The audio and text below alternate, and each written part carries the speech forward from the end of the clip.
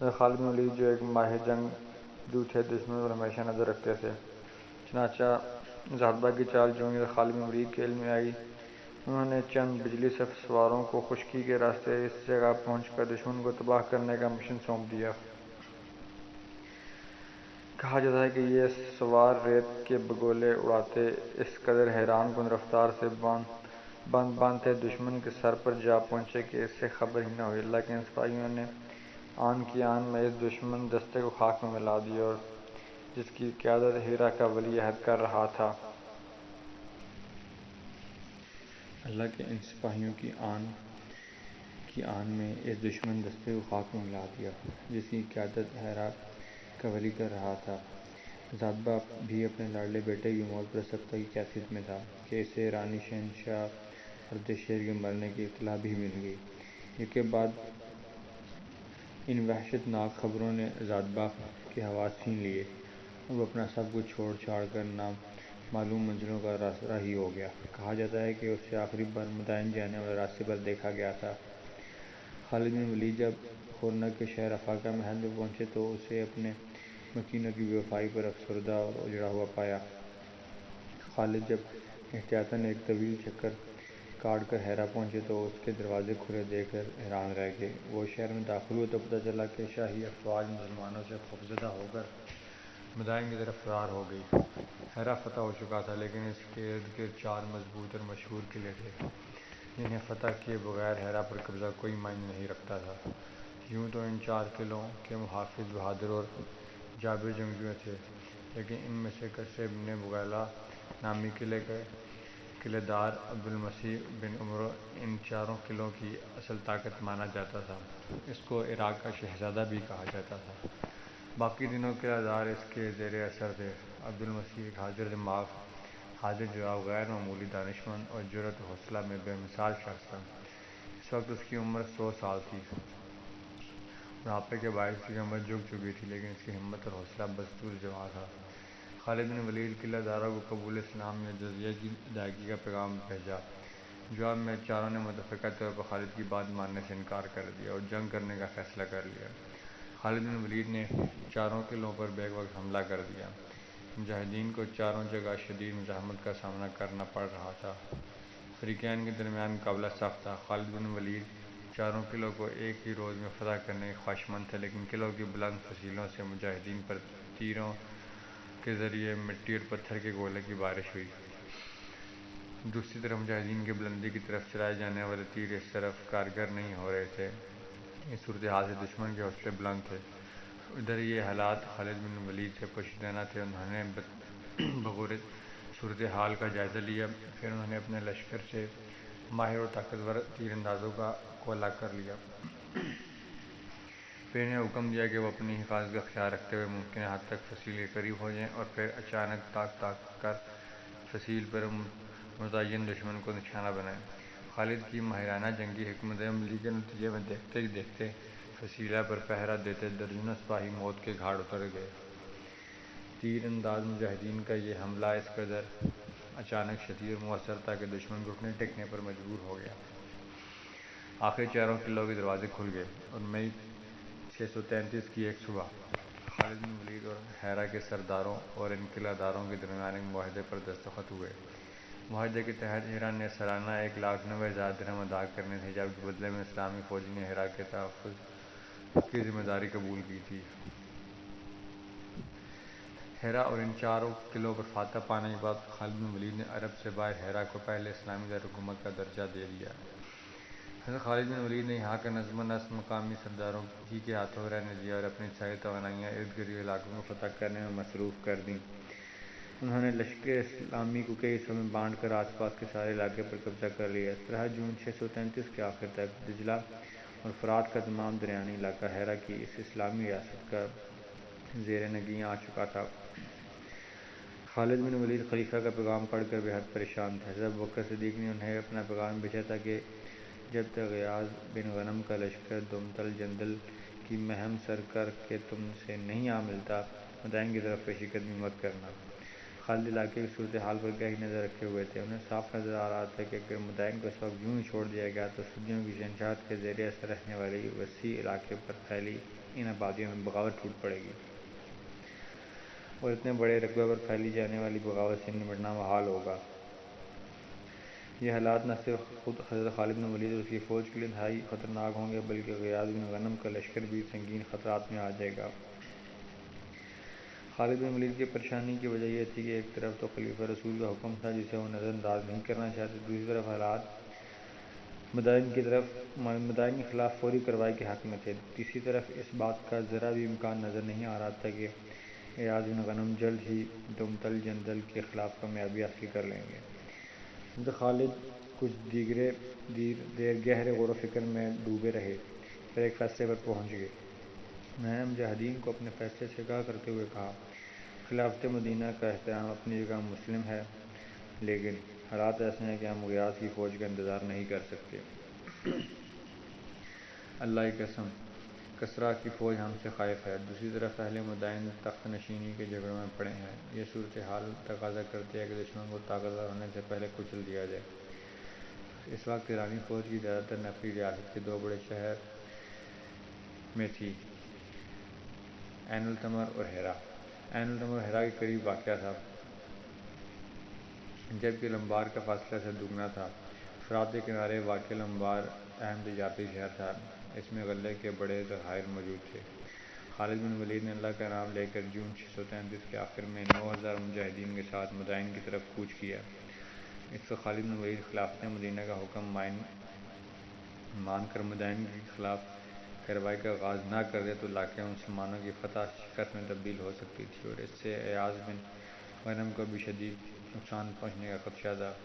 خالد بن ولید نے سب سے پہلے لمبار کو فتح کرنے کا فیصلہ کیا، جس تک پہنچنے کے لیے شیرزاد سے نمٹنا ضروری تھا۔ خالد کوچ در کوچ کرتے ہوئے فرات کے کنارے واقع شہر کے نواح میں جا پہنچے۔ یہاں پہنچ کر حضرت خالد بن ولید نے رسمی روایت کسریٰ اور مدائن کے حکام کو پیغامات بھجوائے، جن میں کہا گیا تھا، نجات صرف مدینہ کی اطاعت میں ہے، قبول اسلام یا قبول جزیہ، دونوں میں سے ایک کا انتخاب کر لو، یہی تمہارے حق میں بہتر ہے۔ جواب نفی میں ملا۔ اس پر خالد بن ولید نے اپنے تیر اندازوں کے خصوصی دستے طلب کر لیے۔ ان تیر اندازوں کی خصوصیت یہ تھی کہ یہ جسمانی طور پر مضبوط اور طاقتور تھے، اور بہت دور سے اپنے ہدف کو ٹھیک ٹھیک نشانہ چلانے میں جواب نہیں رکھتے تھے۔ خالد نے ایسے 1000 تیر اندازوں کو حکم دیا کہ وہ خندق کے قریب اس انداز میں جائیں جیسے خندق عبور کرنے یا جائزہ لینے جاتے رہے ہوں، پھر یہاں سے اچانک اور بیک وقت فصیل کے محافظوں کی آنکھوں کو نشانہ بنائیں۔ پھر 1000 تیر انداز خندق کے پاس گئے، اور پیش سر اس کے کہ دشمن ان کا منشا سمجھ پاتا، 1000 تیر فصیل کی حفاظت میں مأمور مجوسیوں کی آنکھوں میں اتر گئے۔ جب وہ چیخ و پکار کرتے قلعے کے اندر گئے تو وہاں موجود لوگوں کے چہرے خوف و دہشت سے پیلے پڑ گئے۔ خود شیرزاد اس قدر خوفزدہ تھا کہ فوراً چند شرائط پر خالد بن ولید کو صلح کی پیشکش کر دی۔ خالد نے جواباً پیغام پہنچایا کہ مفتوح کو شرائط پیش کرنے کا کوئی حق نہیں ہوتا۔ پھر خالد بن ولید نے خود خندق کا جائزہ لیا اور اس کا نسبتاً کم چوڑا حصہ منتخب کیا، پھر کمزور بیمار اونٹوں کو ذبح کر کے اس میں پھنکوا دیا۔ یوں خندق کا یہ حصہ بھر گیا۔ پھر دیکھتے ہی دیکھتے خالد بن ولید اپنے مخصوص تیر اندازوں کے ساتھ اس انوکھے پل سے خندق عبور کر گئے۔ جب دشمن نے دیکھا کہ مسلمان تیروں کو خاطر میں نہ لاتے ہوئے خندق عبور کر رہے ہیں تو ان کا رہا سا حوصلہ بھی جواب دے گیا، وہ بھیڑ بکریوں کی طرح ادھر ادھر بھاگنے لگے۔ مجوسی سپہ سالار نے فوج کے ایک حصے کو حکم دیا کہ وہ قلعے سے نکل کر خندق عبور کرتے ہوئے مسلمانوں کو روکے۔ قلعے کا دروازہ کھلتے دیکھ کر خالد بن ولید نے قلعے سے باہر آتے شخص کو آڑے ہاتھوں لیا۔ خالد بن ولید کے زیر قیادت مسلمانوں نے ان مجوسی سپاہیوں کو دیکھتے ہی دیکھتے تہہ و تیغ کر دیا۔ دشمن کی لاشیں خندق میں پھینک دی گئیں، جس کے نتیجے میں اونٹ سے بنا پل مزید چوڑا ہو گیا۔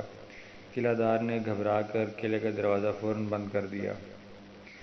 قلعہ بند دشمن کی حالت خوف و دہشت کے مارے خراب ہو رہی تھی۔ اب وہ فتح تو دور کی بات ہے، لڑائی کا بھی سوچ نہیں رہے تھے۔ انہیں کوئی فکر تھی تو بس جان بچانے کی۔ قلعہ والوں کی حالت عجیب و غریب تھی۔ ایک طرف شیرزاد پریشانی کے عالم میں ٹہل رہا تھا، دوسری طرف زخمیوں کی آہو پکار اور تیسری طرف ہلاک ہونے والوں کے عزیز و اقارب کا رونا اعصاب کا امتحان لے رہا تھا۔ آخر شیرزاد کا حوصلہ جواب دے گیا، اس نے حضرت خالد بن ولید سے امان کی درخواست کی۔ خالد نے کہا، میں شیرزاد کو اس کے خاندان اور سپاہیوں کے ساتھ اس طرح شہر سے جانے کی اجازت دیتا ہوں کہ ان کے پاس گھوڑوں کے سوا کچھ نہ اور ہماری فوج کے سامنے سے گزرے۔ جولائی 633 کی گرم صبح شیرزاد گردن جھکائے اپنے اہل خانہ اور بچی کچی فوج کے ساتھ شہر چھوڑ گیا۔ خالد مجاہدین کے ساتھ اللہ اکبر کے نعرے لگاتے فاتحانہ شہر میں داخل ہو گئے۔ شہریوں نے مسلمانوں کی اطاعت قبول کر لی۔ حضرت خالد بن ولید اپنے نائب زبرقان بن بدر کو یہاں کا امیر مقرر کیا اور خود عین التمر کی طرف کوچ کر گئے۔ حضرت غیاث بن غنم دمطل جندل کی مہم میں بری طرح پھنسے ہوئے تھے۔ اس شہر کو زیر کرنے کے لیے ان کی ہر کوشش ناکام رہی تھی۔ آخر تنگ آ کر غیاث نے حضرت خالد بن ولید کو مدد کے لیے پکارا۔ جب حضرت خالد بن ولید کو غیاث بن غنم کا پیغام ملا، وہ مدائن پر حملے کا سوچ رہے تھے، لیکن اب غیاث رضی اللہ عنہ کی مدد ناگزیر تھی۔ لیکن کچھ سوچے بجا کے حضرت خالد بن ولید نے جواب بھیجا، غیاث ذرا صبر کرو، تلواریں لہراتے دستے برق رفتاری سے تمہاری مدد کے لیے پہنچ رہے ہیں۔ حضرت خالد نے عدیم العین التمر کو امیر بنایا اور خود محض 6000 منتخب سواروں کے ساتھ دمطل جندل کی طرف کوچ کر گئے۔ اللہ کے سپاہیوں کا یہ مختصر سا لشکر ہوا سے باتیں کرتا ہوا صرف 10 روز میں قیدر بن مالک کے سر پہنچ گیا۔ جی ہاں، یہ وہی قیدر بن مالک تھا جس نے رسول اللہ کے دور میں بھی اکڑ دکھائی تھی اور آپ صلی اللہ علیہ وسلم کے حکم پر خالد زندہ پکڑ کر بارگاہ رسول میں پیش کر چکے تھے۔ اس وقت اس نے اپنے رویے پر معذرت کر کے اطاعت قبول کر لی تھی، لیکن نبی کریم صلی اللہ علیہ وسلم کے دنیا سے پردہ فرمانے کے بعد یہ گستاخ پھر سے مسلمانوں کے خلاف ہو گیا۔ دمطل جندل میں اس وقت قیدر بن مالک کے لشکر کے علاوہ بڑے بڑے عیسائی قبائل اور بت پرستوں کے جنگجو بھی بہت بھاری تعداد میں موجود تھے۔ قیدر بن مالک کو جب حضرت خالد بن ولید کی آمد کا پتہ چلا تو وہ خوفزدہ ہو گیا۔ اس نے جودی بن ربیعہ اور دیگر سالاروں کو مشورہ دیا کہ خالد کا جنگی مہارت میں جواب میں فتح ہمیشہ اس کے قدم چوم لیا ہے، اس لیے مناسب یہ ہے کہ مسلمانوں سے صلح کر لی جائے۔ لیکن جودی اور اس کے دیگر سالاروں کا چونکہ کبھی خالد سے پالا نہیں پڑا، اس لیے وہ جنگ کرنے کے لیے اڑے رہے۔ ان کا کہنا تھا کہ خالد کا مختصر لشکر طویل سفر کے بعد یہاں پہنچا، لہذا بہت تھکا ہوا ہوگا، اس لیے اسے شکست دینا مشکل نہیں۔ یوں دمطل جندل کے باہر میدان جنگ سج گیا۔ جودی اور دیا خالد بن ولید کے مقابلے پر آئے، لیکن جبکہ ابن حضرجان اور ابن الجہم غیاث بن غنم کے خلاف میدان میں اترے۔ خالد بن ولید کو اصل فکر مدائن کی تھی، جہاں وہ کام ادھورا چھوڑ کر آئے تھے، اس لیے وہ جلد از جلد دمطل جندل کا قضیہ نمٹانا چاہتے تھے۔ خالد نے کچھ سواروں کو عرب جانے والے راستے پر متعین کیا اور اپنے بچ جانے والے مختصر سے لشکر کے دونوں بازوؤں کو پھیلا کر دشمن پر ٹوٹ پڑنے کا حکم دیا۔ ساتھ ہی حکم دیا کہ جودی اور دیا کو زندہ گرفتار کیا جائے۔ خالد اور آپ کے مجاہدین کے پاس وقت بہت کم تھا، اس لیے انہوں نے دشمن پر اتنی شدت اور جارحیت سے حملہ کیا۔ دشمن جو خالد کے لشکر کو تعداد میں کم، تھکا ہارا اور آسان ہدف جان کر اپنی فتح کو یقینی سمجھ بیٹھا تھا، اس قہر انگیز حملے کی تاب نہ لا کر تنکوں کی تصابی کرنے لگا۔ مقابلہ تو دور کی بات، الٹا انہیں جان گلالے پڑ گئے۔ خالد کے حکم کی تعمیل میں جودی اور دیا کو زندہ پکڑ لیا گیا۔ جب عیسائی دستوں نے اپنے سرداروں کا حشر دیکھا تو انہیں عافیت اسی میں نظر آئی کہ بھاگ کر قلعے میں پناہ لے لیں۔ دوسری طرف غیاث بن غنم دشمن سے برسر پیکار تھے۔ فریقین کے درمیان سخت مقابلہ جاری تھا کہ قیدر نے ابن حضرجان اور ابن الجہم کی مدد کے لیے قلعے سے تازہ دم فوجی دستے بھجوا دیے، جس سے دشمن کا پلہ بھاری ہو گیا اور غیاث کا لشکر پسپا ہونے لگا۔ اس صورتحال میں چاہیے تو یہ تھا کہ خالد بن ولید غیاث بن غنم کی مدد کو آتے، لیکن وہ تو سارے معاملے سے لاتعلق نظر آ رہے تھے۔ خالد کے اس رویے پر غیاث پریشان، دشمن حیران تھے۔ دشمن اب تک غیاث بن غنم کے لشکر کو دھکیلتے ہوئے کافی آگے بڑھ چکا تھا اور اس محاذ پر اسے اپنی فتح بالکل سامنے نظر آ رہی تھی، لیکن اس وقت وہ ہو گیا جس کی کوئی توقع بھی نہ تھی۔ اب دشمن اور دوست دونوں کو خالد کے لاتعلق کھڑے ہونے کی وجہ سے سمجھ آ چکی تھی، لیکن اس وقت دشمن کو دیر ہو چکی تھی۔ خالد اچانک اپنے سواروں کے ساتھ برق رفتاری سے حرکت میں آ کر دشمن کے عقب پر خوفناک حملہ کر چکے تھے۔ اب میدان جنگ کا نقشہ یوں تھا کہ عیسائی لشکر کے سامنے ایاز کے سپاہی تھے اور عقب اور بازوؤں سے حضرت خالد بن ولید کے لشکر نے اسے گھیر رکھا تھا۔ جب غیاث اور اس کے سپاہیوں کو خالد بن ولید کی چال سمجھ میں آئی تو وہ اشش کر اٹھے اور ان کے ٹوٹے حوصلے بلند ہو گئے اور انہوں نے پلٹ کر دشمن پر ایسا زوردار حملہ کیا کہ دشمن گھبرا کر پیچھے بھاگا، لیکن پیچھے کہاں بھاگتا۔ عقب میں تو خالد اور ان کا مجاہدین کا قیامت خیز حملہ جاری تھا۔ ابن حضر جان ابن الیہم کو بچاؤ کی اور صورت شاہراہ عرب کی طرف فرار میں نظر آئی، لیکن انہیں کیا پتہ تھا کہ وہاں تو خالد کے سپاہی کفش ان کا منتظر ہیں۔ دشمن چاروں طرف سے بری طرح گھیر چکا تھا، ہر طرف موت ہی موت تھی۔ ابن حضر جان اور دیگر دشمن سرداروں اور سپاہیوں کی واحد امید کا قلعہ تھے۔ وہ قلعے کے دروازے تک پہنچنے کی جان توڑ کوشش کرنے لگے۔ دیکھتے دیکھتے قلعے کے دروازے کے سامنے لاشوں کے ڈھیر لگ گئے۔ عیسائی لشکر کا بیشتر حصہ فنا کے گھاٹے اتر چکا تھا۔ قریب تھا کہ دشمن کے بچے کچے فوج بھی مجاہدین کے ہاتھوں مارے جاتے۔ خالد نے ایک اور جنگی چال چلی۔ آپ یوں پسپا ہونے لگے کہ جیسے دشمن کے بے پناہ دباؤ نے انہیں پیچھے ہٹنے پر مجبور کر دیا۔ یہ دیکھ کر عیسائیوں کے حوصلے اور بڑھ گئے اور انہیں قلعے کے دروازے تک پہنچنے کا امکان نظر آنے لگا۔ عیسائیوں نے اور زور لگایا، حضرت خالد بن ولید مزید پسپا ہو گیا۔ آخر دشمنوں کے لیے قلعے تک پہنچنے کا راستہ صاف ہو گیا۔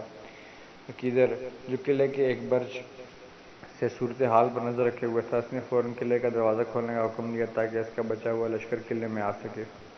پھر یوں کہ ابن حضر جان اور ابن الیہم نے زندگی کی تلاش میں اپنے سپاہیوں کے ساتھ قلعے کا رخ کیا۔ خالد بن ولید مجاہدین کے ساتھ دشمن پر پلٹ پڑے۔ دشمن آگے بھاگ رہا تھا اور خالد اس کے پیچھے۔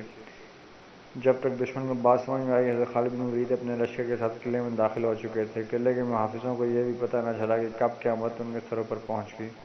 جب عقیدر اور اہل قلعہ کے ہوش ٹھکانے آئے تو شہر پر مسلمانوں کا قبضہ ہو چکا تھا۔ عقیدر کو اس کے تمام محافظوں اور سرداروں سمیت گرفتار کیا جا چکا تھا۔ جب عقیدر کو خالد بن ولید کے سامنے لایا گیا تو آپ نے فرمایا کہ اے عقیدر، تم میرا نہیں رسول اللہ کا مجرم ہے۔ تم نے نبی کریم صلی اللہ علیہ وسلم سے بد عہدی کی، مجھے معافی نہیں مل سکتی۔ پھر آپ رضی اللہ تعالیٰ عنہ نے تلوار کی ایک ہی وار میں اس کا سر تن سے جدا کر دیا۔ یہ اگست 633 کا ایک خوشگوار دن تھا جب دمتل جندل پر اسلامی پرچم لہرا دیا گیا۔